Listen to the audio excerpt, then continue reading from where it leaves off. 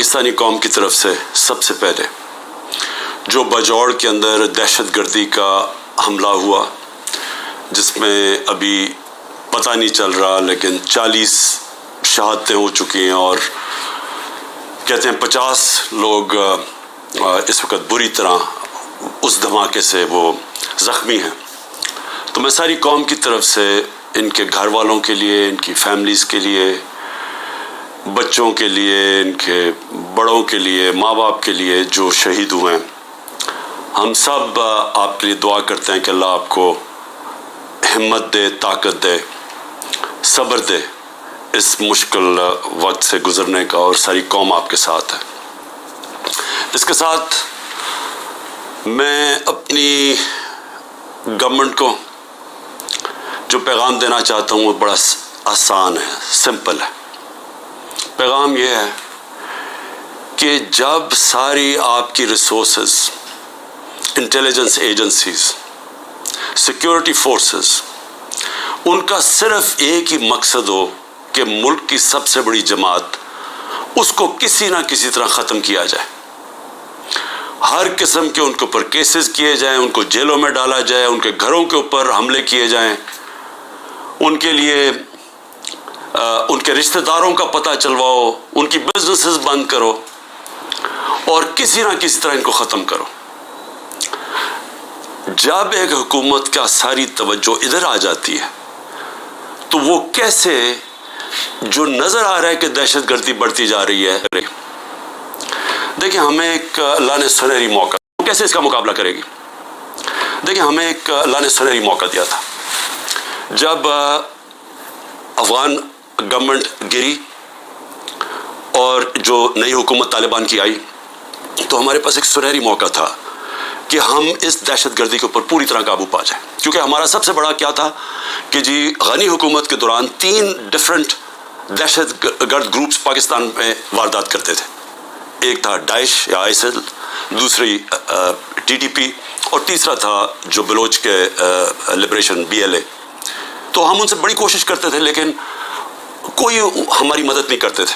तो तालिबान जब गवर्नमेंट आई तो याद रखें कि पाकिस्तान वाहिद मुल्क था जिनके सबसे बेहतरीन ताल्लुकात थे तालिबान से, क्योंकि पाकिस्तान ने दुआ की, टॉक्स करवाई, अमेरिकनों को इनके साथ बिठाया, तो सबसे करीब तो हम थे।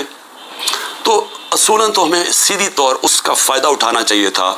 और ये जो ट्रांजिशन थी जिसमें वो हमारी मदद करने के लिए तैयार थे कि जो TTP को यहाँ सेटल करना था उसमें हम पूरी तरह तवज्जो देते, उनका बंदोबस्त करते कि जब वो यहाँ आना था उस मसले को वहाँ हल करते, और वहाँ गवर्नमेंट पूरी तैयार थी मदद करने के लिए। लेकिन तवज्जो वहाँ से हट गई, गवर्नमेंट जैसी हमारी गई वहाँ से तवज्जो हट गई, और उसके बाद आहिस्ता आहिस्ता हम देखते आ रहे हैं कि ये दहशत गर्दी बढ़ती जा रही है। 636 एक साल में पख्तूनख्वा में सिर्फ दहशत गर्दी के वाक़या हुए हैं, जिसमें पख्तूनख्वा की पुलिस को सबसे ज़्यादा इसका नुकसान उठाना पड़ा। और उसके अलावा बलूचिस्तान में और वो जो कैंटोनमेंट पे जोब में अटैक हुआ। तो मेरी फिर से दरख्वास्त है कि ये मसला और बढ़ता जाएगा अगर अभी पूरी तरह तवज्जो ना दी और अपनी प्रायोरिटीज़ ठीक करें।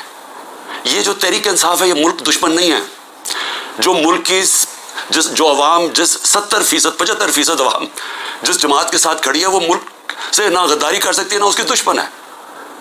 तो उसके ऊपर पूरी तवज्जो दे के और यहाँ नज़रअंदाज करना कि जो एक मसला बढ़ता जा रहा है, तो मैं समझता हूँ कि इससे ज़्यादा जुल्म मुल्क से नहीं हो सकता। आगे माशी तौर पे हमारे हालात उधर पहुँच गए हैं जिधर आम आदमी, तनख्वाहदार तबका, उसका जीना मुश्किल है। बिजली का बिल, जो आज बिजली का बिल दे रहा है कि वो बैग जो 55-60 रुपए किलो था आटे का, वो पहुँच गया 150 रुपए किलो पे। जो चावल है वो तकरीबन दुगने हो गए चावल की कीमत। तो हर चीज़ जो ये महंगी हुई है, रुपया तेज़ी से गिर गया। तो पूछेंगे तो सही कि लोग कि एक तो हुकूमत बदल के ये अजाब आ गया, और उसके बाद जो दहशत गर्दी ख़त्म हो गई थी, बिल्कुल नीचे चली गई थी, वो फिर से बढ़नी शुरू हो गई। और उसके अलावा किसी को यही नहीं पता कि मुल्क जा किधर रहा है। ना कोई कानून है, ना मुल्क की कोई आइन की किसी को परवाह है। अदालतों के ऊपर अलहदा प्रेशर डाला हुआ है। सिर्फ और सिर्फ एक चीज़ सामने है, किस तरह मुल्क की सबसे बड़ी जमात को ख़त्म किया जाए। और कौन ख़त्म करना चाहते हैं? 30 साल से ये हुकूमत कर रहे हैं मुल्क के ऊपर, 30 साल से मुल्क पे हुकूमत कर रहे हैं। एक दूसरे को जो कहते थे करप्ट हैं, चोर हैं, मनी लॉन्डर्स हैं, दोनों को कहते थे एक दूसरे को। ایک دوسرے کے خلاف کیسز بنائے, کیسز ثابت بھی ہوئے, ملک سے باہر بھی بھاگ جاتے تھے. تو کیا مستقبل ہے؟ اور وہ اسی لیے ہے کہ کسی کو سمجھ نہیں آ رہی ملک جا کدھر رہا ہے, کہ ایک پارٹی کو ختم کرتے کرتے سارے ملک کے ادارے تباہ کر دیے. کسی ادارے کے اوپر لوگوں کو اس وقت اعتماد نہیں ہے. ایف آئی او کو تو لگایا ہوا ہے کہ جی کسی نہ کسی طرح پکڑو عمران خان کو اور یہ پی ٹی آئی کی لیڈرشپ کو, کسی طرح سائفر پہ پکڑ لو. یہ نہیں پتا کہ سائفر جتنی سائفر پہ بات ہوتی ہے تو ساری انگلیاں ان کے اوپر آتی ہیں. یہ جو آج اقتدار میں بیٹھے ہوئے ہیں یہ ساری انگلی ان کے اوپر اٹھتی ہے. اور اب تو نون لیگ کے ڈیفنس منسٹر نے بھی کہہ دیا ہے کہ جنرل باجوہ نے تو ہمیں پہلے سے بتا دیا تھا کہ میں یہ گورنمنٹ گرانے لگا ہوں. اس نے تو یہ کہا ہے کہ اگر کرونا نہ آتا تو یہ تو 1 سال کے اندر گورنمنٹ گر گئی تھی ہماری, اور پنجاب تو وہ پہلے گرانا چاہتے تھے. اس کے بعد کہتے تھے تم سینٹر بھی لے لو. یہ نہیں کہ اس نے ڈیفنس منسٹر نے یہ جو بات کی ہے, ہمیں تو یہ پتہ ہی تھا کہ یہ ہو کیا رہا ہے, سازش ہوئی ہے. میں تو کہتا جا رہا تھا, اور سازش ڈیلے ہو گئی 2 سال. اگر کرونا کے نہ آتے تو اس کے وہ بھی کہتا ہے کہ گورنمنٹ پہلے چلی جانی تھی. تو ہمیں تو یہ پتہ تھا کہ سازش ہوئی ہے. لیکن یہ بھی ایک اور سوال اب اٹھتا ہے کہ کیسے کوئی آدمی جو گریڈ 22 کا ایک آفیسر ہے, کیسے وہ کس فورم پہ فیصلہ کرتا ہے کہ کون سی حکومت رہنی چاہیے, کون سی جانی چاہیے. کیا بند کمرے میں اتنا بڑا فیصلہ ہونا چاہیے جس کی اتنی بڑی قیمت قوم ادا کر رہی ہے؟ آج جدھر ہم پہنچ گئے ہیں, آج پاکستان کے حالات ہیں, اندر سے لوگ باہر جا رہے ہیں اور باہر سے لوگ پاکستان کو پاکستان دیکھ رہے ہیں. تو جب اس طرح کے حالات ہوں, کیا ملک کو صرف یہی کام کرنا چاہیے کہ کسی نہ کسی طرح جو عوام کی آواز بند کی جائے؟ پہلے الیکشن اناؤنس ہوئے 14 مئی کو, پنجاب کے الیکشنز کانسٹیٹیوشن کے مطابق سپریم کورٹ آرڈر کرتا ہے, گورنمنٹ مانتی نہیں ہے. اسی وقت مجھے ویسے افسوس سے کہنا پڑتا ہے کہ سپریم کورٹ کو اس وقت اپنی ریٹ قائم کرنی چاہیے تھی.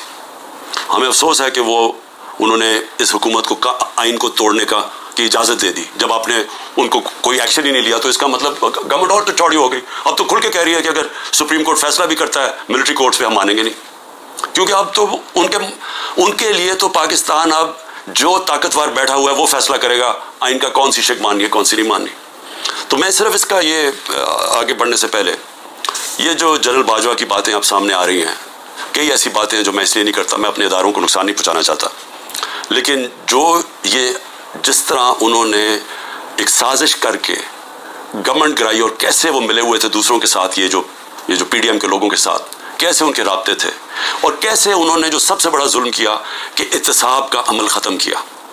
احتساب یاد رکھیں کہ جو کرپشن کیسز تھے, میں بار بار کہتا ہوں 95% ہمارے پہلے کے کرپشن کیسز آ رہے تھے, ہمیں وراثت میں ملے تھے, ہم نے نہیں بنائے تھے.